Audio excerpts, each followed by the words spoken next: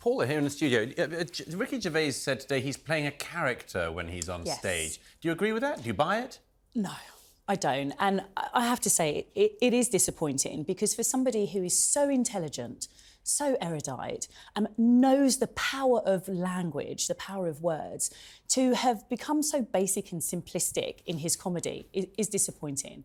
And it is basic and simplistic. And if you're talking about building bridges, if you're talking about bringing communities together, how is it that you are basically poking your finger at one particular community? And when you talk about, making fun of sick children, of dying children, I just wonder how desperate you have to be to do that. And we've got a there's been a poll now that's just been commenced, I think, by a mother whose son sadly had cancer, but I think is now better.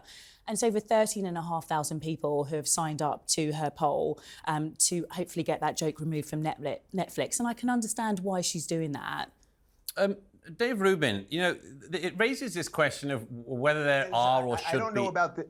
Oh, go on. Are there any taboos in comedy? I mean, I thought when watching, certainly the Ricky Gervais one, I did think slightly, it kind of felt a bit like, gosh, you're choosing really low-hanging fruit to sort of hit against here, I mean, but it seems because this is the most popular show on, both these shows are the most popular shows on Netflix, there's clearly a huge audience for it, whether people find it funny or offensive or not.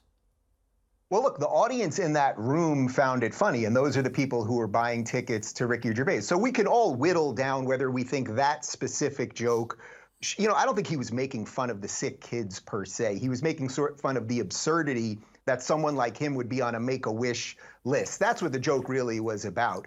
I don't think, and I don't think anyone on this panel thinks honestly that Ricky Gervais has some grudge against sick kids at all. And as for Chappelle talking about trans people, first off, if we're going to do this based on oppression, who you're allowed to talk about based on perceived oppression, are we only allowed to make jokes about straight white Christians who are wealthy? Is that what comedy really is? I don't think so, and I don't think anyone else really thinks so either. Comedy, again, is the great equalizer. So if you're just going to decide, okay, we can make fun of these people, but not fun of these people, you're going to have an awful lot of angry people at the end of the day.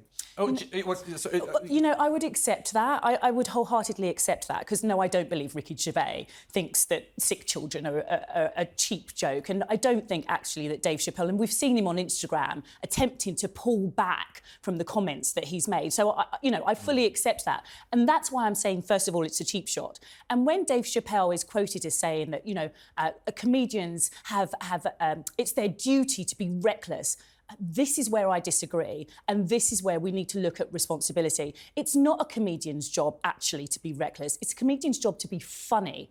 And if they're going to do politics, if they're going to do about marginalised groups, then come on, be intelligent about it. Make us think. Don't do cheap school playground antics. James, all of comedy, James, doesn't it? It's all about transgression to some extent. Comedians do have a larger bandwidth than other people in society to say edgy things. But do you think, where are the boundaries in your view?